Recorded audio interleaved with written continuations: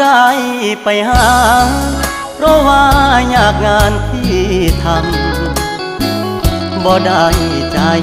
ดำยังกึดน้ำตัวน้องคือเก่าบ่ได้เปลี่ยนไปหัวใจอ้ายยังห่วงเจ้าบ่ได้ปล่อยให้เงาเสาร์อาทิตย์ติดงานโอที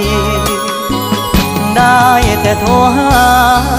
น้องคงจะไม่ว่ากันบอกเคยเปลี่ยนพันสัญญาหากมันคนดีบ่ได้กักมีกิ๊กบ่ได้เลีกสัญญาที่มีย้อนงานยุ่งอีลีคนดีอย่าเครียดอายเด้อขอหาสุมือเจ้ามาคือน้อยใจเฮ็ดหยังหยุดงานวันวางจะเดินทางเพื่อไปพบเจอ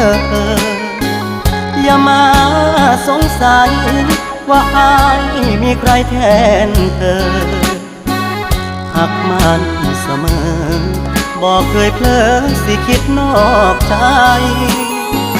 งานยากอีหลี